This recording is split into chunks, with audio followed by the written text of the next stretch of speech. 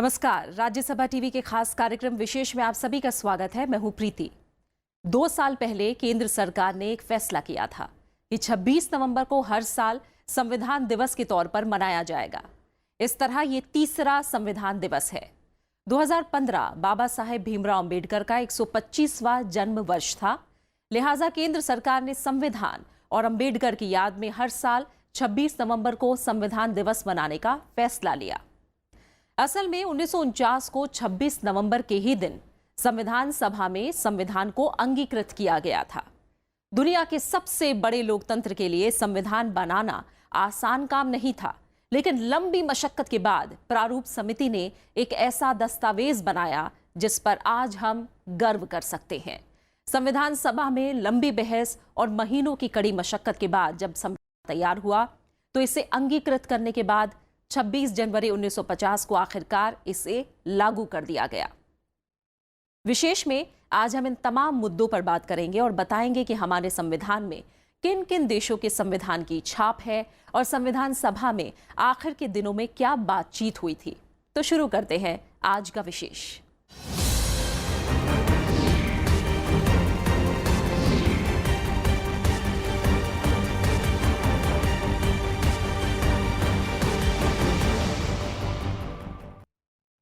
दो साल पहले केंद्र सरकार ने फैसला लिया था कि 26 नवंबर को हर साल संविधान दिवस के तौर पर मनाया जाएगा। उस वक्त संसद में इस पर लंबी बहस हुई थी। सरकार ने इसे ऐतिहासिक कदम करार देते हुए संविधान का उत्सव बताया था, तो वहीं विपक्ष ने कई सवाल भी उठाए थे। प्रधानमंत्री नरेंद्र मोदी ने 11 अक्टूबर 2015 को मुंबई में एक ऐतिहासिक घोषणा की। उन्होंने भीमराव अंबेडकर स्मारक की नींव रखते हुए कहा कि हर साल 26 नवंबर को संविधान दिवस के तौर पर मनाया जाएगा। 19 नवंबर 2015 को केंद्र सरकार ने गजट नोटिफिकेशन के जरिए इसे मंजूरी दी और अब इस तरह 26 नवंबर 2015 को पहला संविधान दिवस मनाया गया। 2015 बाबा साहेब भीमराव अंबेडकर का 125वां जयंती वर्ष था। लिहाजा केंद्र सरकार ने इसे अंबेडकर की याद में लिया गया बड़ा फैसला भी करार दिया। संविधान दिवस मनाने का उद्देश्य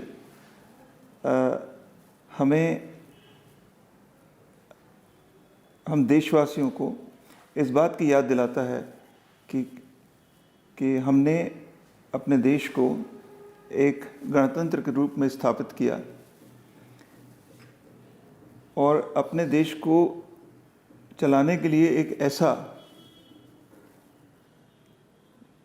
ऐसा डॉक्यूमेंट तैयार किया जो एक सोर्स है जिससे कि नहीं बन रहा है। डॉक्टर भीमराव अंबेडकर संविधान मसौदा समिति के अध्यक्ष थे और संविधान बनाने में उनकी सबसे महत्वपूर्ण भूमिका थी।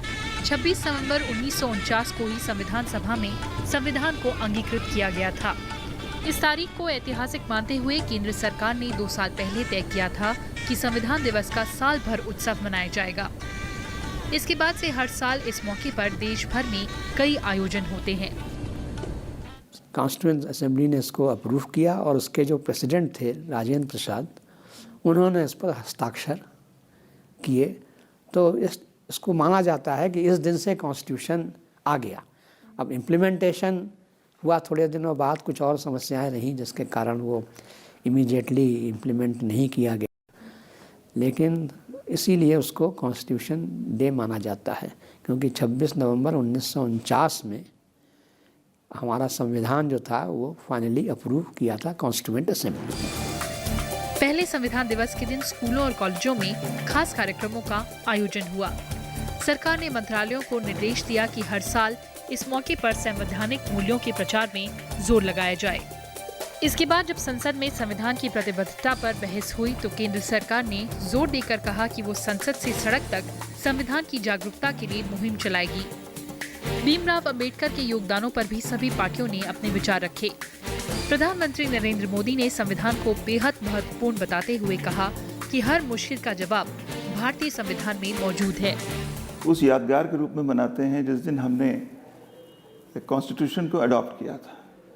26 नवंबर 1949 को हमने कॉन्स्टिट्यूशन को अडॉप्ट किया और 26 जनवरी 1950 को इसको प्रोमलगेट किया गया। हालांकि विपक्ष ने उस दौरान केंद्र सरकार पर कई सवाल उठाए। सीपीएम ने कहा कि जब 26 जनवरी को संविधान लागू हुआ और देश उस दिन गणतंत्र दिवस मनाता है, तो फिर 26 नवंबर को नए दिवस के तौर पर मनाने की क्या जरूरत है।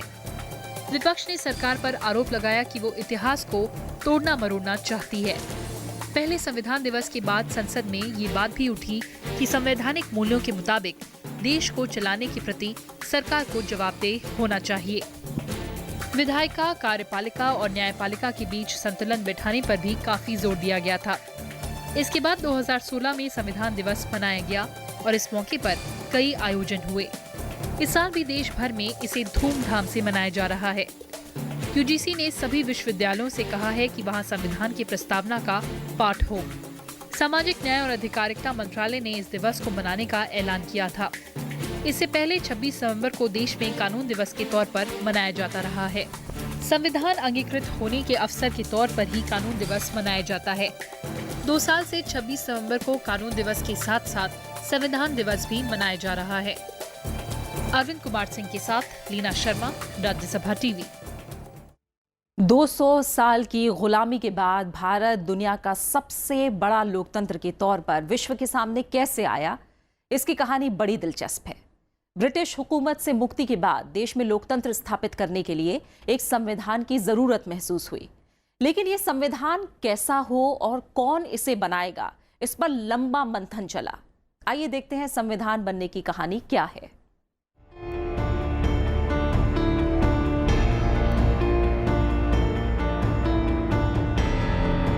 1600 ईस्वी में अंग्रेज ईस्ट इंडिया कंपनी के जरिए भारत आए। शुरुआत में व्यापारिक कामकाज तक सीमित रहने वाले ब्रिटिशों ने 1775 में बंगाल, बिहार और उड़ीसा के राजस्व और दीवानी न्याय के अधिकारों पर भी कब्जा जमा लिया। 1858 के सिपाही विद्रोह के बाद तो ब्रितानी हुकूमत ने आधिकारिक तौर पर भारत का शासन अपने हाथ में ले लिया और यहीं से शुरू हुई असली आजादी की जद्दोजहद। लंबे संघर्ष के बाद 1930 आते आते देश में पूर्ण स्वराज का माहौल बन चुका था। 1934 में भारत में साम्यवादी आंदोलन के सबसे बड़े नेताओं में से एक M.N. राय ने पहली बार भारत में एक संविधान सभा के गठन का विचार रखा। 1935 में भारतीय राष्ट्रीय कांग्रेस ने पहली बार भारत के संविधान निर्माण के लिए संविधान सभा के गठन की मांग की। 1938 में कांग्रेस के पंडित जवाहरलाल नेहरू ने घोषणा की कि स्वतंत्र भारत के संविधान का निर्माण वयस्क मताधिकार के आधार पर चुनी गई संविधान सभा करेगी और इसमें कोई बाहरी हस्तक्षेप नहीं होगा। नेहरू की इस मांग को 1940 में ब्रिटिश सरकार ने मान लिया, जिसे अगस्त प्रस्ताव के नाम से जाना जाता है। दूसरे विश्व युद्ध का माहौल था। ब्रिटिश हुकूमत पर भारतीय राष्ट्रीय आंदोलन का काफी दबाव था। 1942 में ब्रिटिश सरकार के कैबिनेट मंत्री सर स्टैफोर्ड क्रिप्स अपने साथियों के साथ भारत के स्वतंत्र संविधान के प्रारूप के प्रस्ताव के साथ भारत आए। क्रिप्स प्रस्ताव को मुस्लिम लीग ने अस्वीकार कर दिया। मुस्लिम लीग भारत को 2 स्वायत्त हिस्सों में बांटने की मांग कर रहा था। आखिरकार 1946 में ब्रिटिश हुकूमत ने 3 सदस्यीय कैबिनेट मिशन भारत भेजा। इसमें Lord Pethick Lawrence, sir Stafford Cripps और A.V. अलेक्जेंडर शामिल थे। कैबिनेट मिशन ने मुस्लिम लीग की 2 संविधान सभाओं की मांग को खारिज कर दिया और कुछ अहम सुझाव दिए। आज़ादी के समय हमें ये महसूस हुआ कि हमें एक ऐसा डॉक्यूमेंट चाहिए जो हमारे सारे एस्पिरेशंस को पूरा करता हो, सारी हमारी उम्मीदों को पूरा करता हो, जिसके लिए इतनी लड़ाई लड़ी गई, स्वतंत्रता की लड़ाई लड़ी गई। उसके लिए सबसे पहले एक कॉन्स्टिट्यूएंट असेंबली का गठन किया गया, जिसमें देश के बड़े बड़े विद्वान, उस समय के माने हुए कानून विशेषज्ञ और इस जो सोशल नेता जो थे, उन्होंने मिलकर के एक कॉन्स्टिट्यूएंट असेंबली बनाई, जिसकी ड्राफ्टिंग कमेटी बनी, जिस ड्राफ्टिंग कमेटी के चेयरमैन थे डॉक्टर अंबेडकर। कैबिनेट मिशन ने एक अहम काम ये किया कि मुस्लिम लीग को उनकी मांगों के दायरे में ही एक संविधान सभा के गठन पर राजी कर लिया। आखिरकार कैबिनेट मिशन योजना के सुझाए प्रस्तावों के तहत जुलाई से अगस्त 1946 के बीच संविधान सभा की कुल 389 सीटों में से ब्रिटिश भारत के लिए आवंटित 296 सीटों पर चुनाव हुआ। इसमें भारतीय राष्ट्रीय कांग्रेस को 8, मुस्लिम लीग को 73 और छोटे समूहों और स्वतंत्र सदस्यों को 15 सीटें मिली। देसी रियासतों के लिए अलग से 93 सीटें आवंटित थीं, लेकिन उन्होंने खुद को सभा से बाहर रखने का फैसला किया, इसलिए वो सीटें भर नहीं पाईं। जो स्टेट से आए थे वो वहाँ से इलेक्ट होके आए थे, और जो प्रिंसली स्टेट्स थे तो वहाँ पे जो भी किंग था या रूलर था उसने अपने नॉमिनीज भेजे थे, और फॉर्मूला रफली था कि 10 लाख की पॉपुलेशन में का एक रिप्रेजेंटेटिव भेजा जाएगा। और इस तरह नवंबर 1946 को संविधान सभा का गठन हुआ, जिसमें महात्मा गांधी को छोड़कर उस वक्त राष्ट्रीय आंदोलन से जुड़ी करीब हर बड़ी शख्सियत शामिल थी। संविधान सभा की पहली बैठक 9 दिसंबर 1946 को हुई। मुस्लिम लीग ने अलग पाकिस्तान की मांग को लेकर बैठक का बहिष्कार किया, लिहाजा पहली बैठक में कुल 211 सदस्यों ने ही हिस्सा लिया। सभा के सबसे वरिष्ठ सदस्य डॉक्टर सच्चिदानंद सिन्हा को सभा का अस्थायी अध्यक्ष चुन लिया गया। बाद में डॉक्टर राजेंद्र प्रसाद सभा के अध्यक्ष निर्वाचित हुए और डॉक्टर एच.सी. मुखर्जी और वी.टी. कृष्णामचारी को सभा का उपाध्यक्ष निर्वाचित किया गया। 13 दिसंबर 1946 को पंडित नेहरू ने सभा के सामने पहली बार संविधान सभा के उद्देश्य सामने रखे। इन उद्देश्यों में ही दरअसल सभा का ढांचा और उसके कामकाज की झलक थी। इसमें भारत को एक स्वतंत्र संप्रभु गणराज्य घोषित किया गया, ब्रिटिश भारत के सभी हिस्सों और इसमें शामिल होने की इच्छा रखने वाले क्षेत्रों को संघ के दायरे में लाया गया। संप्रभु भारत के सभी अधिकार और शक्तियों का स्रोत जनता को बनाया गया। सभी के लिए न्याय, सामाजिक, आर्थिक और राजनीतिक स्वतंत्रता, सुरक्षा और समान अवसर, विचारों एवं अभिव्यक्ति की स्वतंत्रता, कहीं भी आने जाने और संगठन बनाने की स्वतंत्रता जैसी कई बातें इसमें घोषित की गई। इस प्रस्ताव को 22 जनवरी 1947 को सर्वसम्मति से स्वीकार कर लिया गया। बी.एन. राव द्वारा किए गए संविधान के प्रारूप पर विचार विमर्श करने के लिए संविधान सभा ने 29 अगस्त 1947 को एक संकल्प पारित कर प्रारूप समिति का गठन किया। इसके अध्यक्ष के रूप में डॉक्टर भीमराव अंबेडकर को चुना गया। इस समिति में अंबेडकर के अलावा 6 और सदस्य थे। संविधान के जो इन्होंने इसको तैयार किया कॉन्स्टिट्यूएंट असेंबली के मेंबर्स, उसमें सबसे ज़्यादा इम्पोर्टेंट था ड्राफ्टिंग कमेटी। बाकी जगह तमाम डिस्कशन, तमाम कमेटियाँ थीं, 10 से ज़्यादा कमेटियाँ थीं, लेकिन सबसे इम्पोर्टेंट कमेटी थी आपकी ड्राफ्टिंग कमेटी, जो कि सब चीज़ों को देख के और बाकी कमेटियों की रिपोर्ट को लेके फिर उसको संविधान में कैसे डाला जाए वो किया गया है। इस दौरान संविधान सभा ने कुछ और महत्वपूर्ण फैसले लिए। मई 1949 को राष्ट्रमंडल में भारत की सदस्यता का सत्यापन किया गया। 22 जुलाई 1947 को भारत के राष्ट्रीय ध्वज को अपनाया गया। 24 जनवरी 1950 को राष्ट्रीय गान को अपनाया गया। 24 जनवरी 1950 को ही राष्ट्रीय गीत को भी अपनाया गया। यही नहीं, संविधान सभा ने ही 24 जनवरी 1950 को डॉक्टर राजेंद्र प्रसाद को भारत के पहले राष्ट्रपति के तौर पर चुना। इस तरह कुल 2 साल 11 महीने और 18 दिनों में संविधान सभा की 11 प्रमुख बैठकें और कई उप समितियों की बैठक हुई। डॉक्टर भीमराव अंबेडकर की अगुवाई में संविधान निर्माताओं ने 60 देशों के संविधानों पर चर्चा की। डॉक्टर अंबेडकर ने 4 नवंबर 1948 को संविधान का अंतिम प्रारूप पेश किया। इसी दिन संविधान पहली बार पढ़ा गया। इस पर 5 दिन आम चर्चा हुई और ऐसी कुल 3 बैठकें हुई। आखिरी बैठक में आखिरकार 26 नवंबर 1949 को संविधान को सर्वसम्मति से अपना लिया गया। मूल संविधान में प्रस्तावना, 395 अनुच्छेद और 8 अनुसूचियां थीं। इसी दिन भारत के लोगों ने संविधान को स्वीकृत, अंगीकृत और स्वयं को समर्पित किया। ब्यूरो रिपोर्ट के साथ दीपक डोभाल, राज्यसभा टीवी। संविधान संशोधन की प्रक्रिया और संसद के समक्ष न्यायपालिका की शक्ति को लेकर संविधान सभा में कुछ आशंकाएं व्यक्त की गई थी। संविधान सभा के कई सदस्य संविधान में संशोधन के लिए ब्रिटिश संसदीय व्यवस्था की तरह लचीला प्रावधान रखने के पक्ष में थे, लेकिन प्रारूप समिति ने आखिर में साधारण और जटिल प्रक्रिया के मिश्रण को अपनाया। संविधान सभा के सामने एक बड़ा सवाल ये भी था कि संविधान कब तक देश की जरूरतें पूरी कर सकता है और अगर जरूरत पड़ी तो इसमें बदलाव कैसे किए जाएं। इसका एक जवाब था कि जब ब्रिटिश संसदीय प्रणाली को अपनाया जा रहा है तो फिर संविधान में संशोधन के लिए ब्रिटिश मॉडल अपनाया जाए। ब्रिटेन में संसद सर्वोपरि है और वहां न्यायालय की भूमिका न्यायिक व्याख्या के दायरे तक सीमित है, लेकिन संशोधन के इतने आसान तरीके पर कई सदस्य सहमत नहीं थे। आखिरकार तय हुआ कि भारत में मिश्रित व्यवस्था अपनाई जाए। कि अब तक हमारा संविधान 101 बार अमेंड हो चुका है। इसका मतलब ये है कि हम अपनी एस्पिरेशंस और इच्छाओं के अनुसार अपने संविधान को बदलते भी रहते हैं, और जहाँ कहीं कमी पाते हैं या जहाँ कहीं कुछ और जोड़ना चाहते हैं तो उसमें जुड़ता जाता है। आज हमारे कॉन्स्टिट्यूशन में 341 आर्टिकल्स हैं और 12 शेड्यूल्स हैं।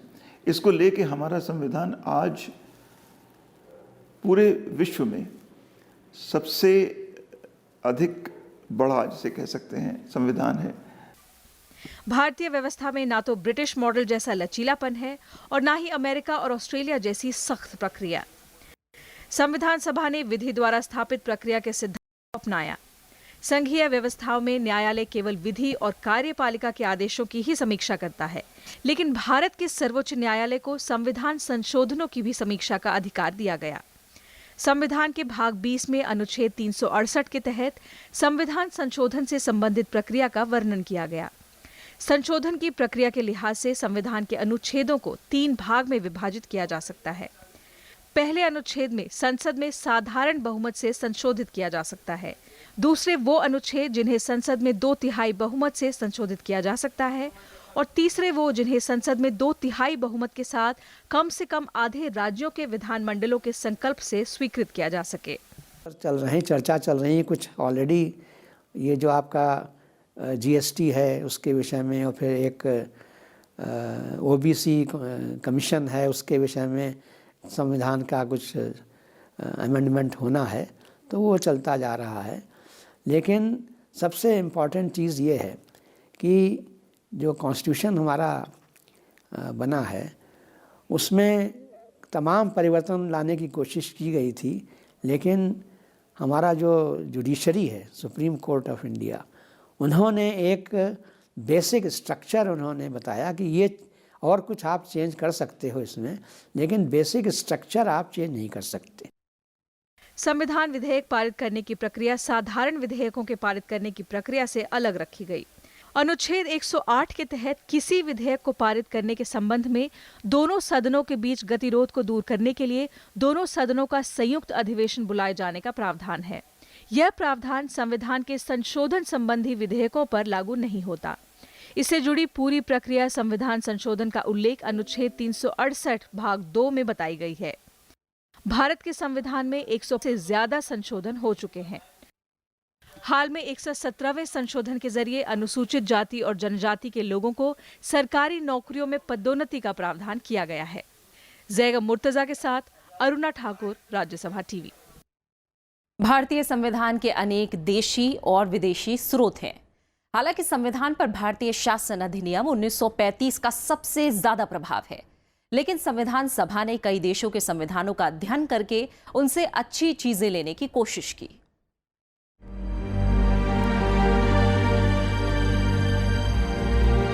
नौ दिसंबर 1946 को डॉक्टर सच्चिदानंद की अध्यक्षता में जब भारतीय संविधान सभा का पहला अधिवेशन हुआ, तो इसके सामने सबसे बड़ी दिक्कत भारत की विविधता, संस्कृति, भाषाओं और बोलियों को समाहित करने की थी। परेशानी ये थी कि इतने बड़े देश, इतनी ज्यादा सांस्कृतिक विविधताओं और इतने बड़े भूभाग की जरूरतों को किस तरह से शामिल किया जाए कि सब संतुष्ट भी हो जाएं और कोई विवाद भी न हो। 26 जनवरी 1950 को संविधान लागू होने तक संविधान सभा में तमाम विषयों पर लंबी चर्चा हुई। ये सारा संविधान हमने स्वयं अपने को दिया। We the people of India give to ourselves. ये संविधान हमने अपने आप को दिया, जिसके आधार पे हम देश को आगे चलाएंगे। इसमें लगभग 2.5 साल तक कॉन्स्टिट्यूएंट असेंबली में डिबेट्स चली। एक एक अनुच्छेद को, जिसका, जैसा मैंने बताया कि जिसका कि background government of India act 1935 था। भारतीय संविधान सभा ने कई देशों के संविधानों का अध्ययन किया। संविधान का मूल प्रारूप भारत शासन अधिनियम 1935 ही रहा। इसमें से करीब 250 अनुच्छेद सीधे सीधे या थोड़े बहुत बदलाव के साथ ले लिए गए। 1935 के अधिनियम में कुल 451 धाराएं और 15 परिशिष्ट थे। इस अधिनियम से जो चीजें संविधान में समाहित की गईं, उनमें द्वैध शासन की स्थापना, संघीय व्यवस्था, अलग प्रांतीय सरकार का प्रावधान, राज्यपाल का कार्यकाल, संघीय न्यायालय, संसद की सर्वोच्चता और संसद में द्विसदन व्यवस्था, लोक सेवा आयोग, प्रशासनिक विवरण और आपातकालीन उपबंध शामिल हैं। उसको बहुत ही डिटेल में डिस्कस किया गया। इसमें हमने बोरो किया अमेरिकन पार्लियामेंट्री डेमोक्रेसी सिस्टम को, और फंडामेंटल राइट्स हमारे जो थे, जो मूलभूत अधिकार हैं, वो अमेरिकन कॉन्स्टिट्यूशन में बिल ऑफ राइट्स से आए। ब्रिटिश संविधान में वर्णित संसदात्मक शासन प्रणाली, एकल नागरिकता, कानून बनाने की प्रक्रिया, विधि का शासन, मंत्रिमंडल प्रणाली, परमाधिकार लेख, संसदीय विशेषाधिकार और द्विसदनवाद भारतीय संविधान का हिस्सा बने। इसके अलावा संविधान में मौलिक अधिकार, न्यायिक पुनरावलोकन, संविधान की सर्वोच्चता, न्यायपालिका की स्वतंत्रता, निर्वाचित राष्ट्रपति और उस पर महाभियोग, उपराष्ट्रपति, उच्चतम और उच्च न्यायालयों के न्यायाधीशों को हटाने की विधि और वित्तीय आपातकाल जैसे तत्व संयुक्त राज्य अमेरिका से लिए गए। संघात्मक विशेषताएं, अवशिष्ट शक्तियां केंद्र के पास, केंद्र द्वारा राज्य के राज्यपालों की नियुक्ति और उच्चतम न्यायालय का परामर्श, न्याय निर्णयन कनाडा के संविधान से समाहित किया गया। इंटरेस्टिंग कॉन्स्टिट्यूशन का हमारे प्रोविज़न है कि प्रेसिडेंट जो है, जब पार्लियामेंट सेशन में नहीं होता है तो सब वो आपके ऑर्डिनेंस इशू कर सकता है प्रेसिडेंट। अब ये जो है, ये गवर्नमेंट ऑफ इंडिया एक्ट 1935 में इसका प्रोविज़न था, लेकिन और भी जितनी कंट्रीज़ हैं कि डेमोक्रेटिक सिस्टम है, पार्लियामेंट्री सिस्टम जो वेस्टमिंस्टर मॉडल बोला जाता है, उस तरह का है, वहाँ किसी भी देश में ये प्रक्रिया या प्रथा नहीं है। संविधान के नीति निर्देशक सिद्धांत, राष्ट्रपति के निर्वाचक मंडल की व्यवस्था, राष्ट्रपति द्वारा राज्यसभा में साहित्य, कला, विज्ञान तथा समाज सेवा इत्यादि क्षेत्र में विशिष्ट व्यक्तियों का मनोनयन आयरलैंड के संविधान से, प्रस्तावना की भाषा, समवर्ती सूची का प्रावधान, केंद्र और राज्य के बीच संबंध और उनकी शक्तियों का विभाजन, व्यापार, वाणिज्य और समागम की स्वतंत्रता, संसद के दोनों सदनों की संयुक्त बैठक ऑस्ट्रेलिया के संविधान से, जबकि आपातकाल के प्रवर्तन के दौरान राष्ट्रपति को मौलिक अधिकार संबंधी शक्तियां, आपातकाल के समय मूल अधिकारों का स्थगन जर्मनी के संविधान से लिया गया। जो डायरेक्टिव प्रिंसिपल्स हैं वो आयरिश कॉन्स्टिट्यूशन से आए। जो सेंटर स्टेट फाइनेंशियल रिलेशंस हैं वो ऑस्ट्रेलियन कॉन्स्टिट्यूशन से आए। इस तरह हमने उस समय के जितने भी रिटन कॉन्स्टिट्यूशन से, उसमें से कुछ मूल सिद्धांत बोरो करके अपने लिए एक डॉक्यूमेंट बनाया। और सबसे इम्पॉर्टेंट चीज़ ये बनाई कि इस डॉक्यूमेंट को हमने एक स्टैटिक डॉक्यूमेंट नहीं बल्कि एक ऑर्गेनिक डॉक्यूमेंट की तरह बनाया, जिसको कि हम अमेंड भी कर सकते हैं। दक्षिण अफ्रीका के संविधान से संशोधन की प्रक्रिया और प्रावधान के अलावा राज्यसभा में सदस्यों का निर्वाचन का तरीका लिया गया। तत्कालीन सोवियत संघ के संविधान से भारतीय संविधान में मौलिक कर्तव्यों का प्रावधान, मूल कर्तव्यों और प्रस्तावना में सामाजिक, आर्थिक और राजनीतिक न्याय का आदर्श लिया गया। इसके अलावा विधि द्वारा स्थापित प्रक्रिया जापान के संविधान से, जबकि गणतंत्रात्मक स्वरूप और प्रस्तावना में स्वतंत्रता, समता, बंधुता के आदर्श फ्रांस के संविधान से लिए गए। जब संविधान बना तो इसमें 22 भाग, 8 अनुसूचियां और 395 अनुच्छेद थे। संविधान सभा ने जो दस्तावेज तैयार किया वो दुनिया का सबसे बड़ा लिखित संविधान था। लीना शर्मा के साथ जैगा मुर्तजा, राज्यसभा टीवी। भारत का संविधान करीब 60 देशों के अध्ययन के बाद तैयार किया गया। संविधान में कई देशों के संविधान में समाहित तत्वों को लिया गया है। बावजूद इसकी अपनी अलग खासियत है। आइए देखते हैं हमारा संविधान कैसे दुनिया में अनोखा है और साथ साथ इसके सामने चुनौतियां क्या हैं। भारतीय संविधान उसमें निहित तत्वों और मूल भावनाओं के संबंध में दुनिया का सबसे अनोखा संविधान है। मूल संविधान को स्वीकार करने के बाद इसमें वक्त वक्त पर कई तरह के बदलाव होते रहे और इनके जरिए इसमें कुछ अहम परिवर्तन किए जाते रहे। मूल संविधान में एक प्रस्तावना, 22 भागों में विभक्त 395 अनुच्छेद और 8 अनुसूचियां थीं। हालांकि 2016 आते आते इसमें एक प्रस्तावना, 25 भागों में विभक्त 465 अनुच्छेद और 12 अनुसूचियां हो गईं। 1951 के बाद से हुए तमाम संशोधनों के बाद मूल संविधान से करीब 20 अनुच्छेद और भाग 7 को हटा दिया गया और करीब 90 अनुच्छेद 4 क, 9 क, 9 ख और 14 क यानी 4 भागों को जोड़ा गया, जबकि 4 अनुसूचियां यानी अनुसूची 9, 10, 11 और 12 को जोड़ा गया। दुनिया के किसी भी संविधान में इतने अनुच्छेद और अनुसूचियां नहीं हैं। जो कॉन्स्टिट्यूशन हमारा बना है उसमें तमाम परिवर्तन लाने की कोशिश की गई थी, लेकिन हमारा जो जुडिशरी है, सुप्रीम कोर्ट ऑफ इंडिया, उन्होंने एक बेसिक स्ट्रक्चर उन्होंने बताया कि ये और कुछ आप चेंज कर सकते हो इसमें, लेकिन बेसिक स्ट्रक्चर आप चेंज नहीं कर सकते। अब उसको उन्होंने कोई डिफाइन नहीं किया, बट उनका एक कॉन्सेप्ट है। भारत के संविधान की एक और विशेषता ये है कि ये दुनिया का सबसे भारी भरकम आईन है। इसे दुनिया का सबसे बड़ा लिखित संविधान भी कहा जाता है, जिसमें 90,000 से ज्यादा शब्द हैं। इसके अलावा इसकी एक और खास बात यह है कि ये न तो लचीला है, न ही सख्त और न ही दोनों। इसके अलावा देश का लोकतांत्रिक ढांचा एक और एकात्मकता की ओर झुका दिखता है, तो वहीं संघीय व्यवस्था भी सुनिश्चित करता है। भारत सरकार का संसदीय रूप दुनिया में अनोखा है। देश में संसदीय संप्रभुता है तो न्यायिक सर्वोच्चता भी, और न्यायपालिका को भी एकीकृत और स्वतंत्र रखा गया है। संविधान देश के नागरिकों को मौलिक अधिकार देता है और उनकी रक्षा भी करता है। इसके अलावा संविधान के चौथे भाग में उल्लेखित राज्य के नीति निदेशक सिद्धांत भी दुनिया में अनोखे हैं। संविधान देश के नागरिकों को मौलिक अधिकार देता है तो उसके साथ साथ मौलिक कर्तव्यों का निर्वहन करने को भी कहता है। इन तमाम खासियतों के बावजूद संविधान के सामने कुछ चुनौतियां भी हैं जिन पर अमल करना लाजमी है। अब एक मांग देखिए, अभी बहुत ही कल ही उस पर बात चल रही थी कि कॉन्स्टिट्यूशन में प्रोविज़न होना चाहिए कि ये संविधान, ये आपके पार्लियामेंट की जो मीटिंग होती है कितने दिन सिटिंग होनी चाहिए साल में, क्योंकि अभी जो इस वर्ष जो शीतकालीन सत्र है उसको आगे बढ़ा के कुछ 14-15 दिन का कर दिया गया है। तो शुरू से बहुत दिन से ये बात चल रही है और अब उसको फिर लोगों ने कल अपने बोला था, तमाम लोगों ने, कि कम से कम 100 दिन तक कॉन्स्टिट्यूशन का मिलना, ये जो आपका पार्लियामेंट है उसकी सिटिंग 100 दिन होनी चाहिए कम से कम। हमेशा की तरह आज एक और चुनौती हमारे सामने है, वो है द राइट ऑफ इक्वालिटी। आज देश के सभी कोनों से आवाज़ आती है कि हमें इक्वालिटी, राइट ऑफ इक्वालिटी जो है वो पूरी तरह से नहीं दिया गया है।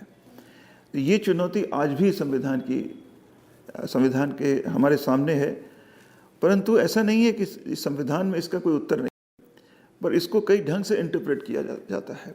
बहरहाल इन चुनौतियों के बावजूद भारतीय संविधान देश के आम नागरिकों के साथ साथ पिछड़े तबकों, आदिवासियों और अल्पसंख्यकों को सुरक्षा और समानता की गारंटी देता है।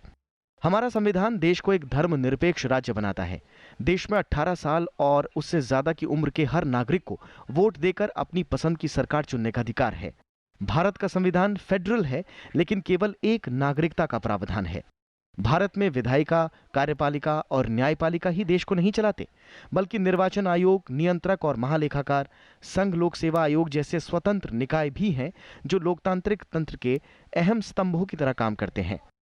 इसके अलावा मूल रूप से 2 स्तरीय यानी केंद्र और राज्य सरकारों के अलावा 1992 के 73वें और 74वें संविधान संशोधन के बाद 3 स्तरीय स्थानीय सरकार का प्रावधान किया गया, जो दुनिया में शायद किसी भी संविधान में नहीं है।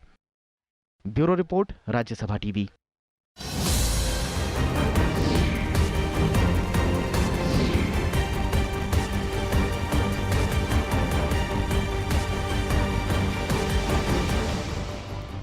और इसी के साथ हमारे खास पेशकश संविधान दिवस में फिलहाल इतना ही। नमस्कार।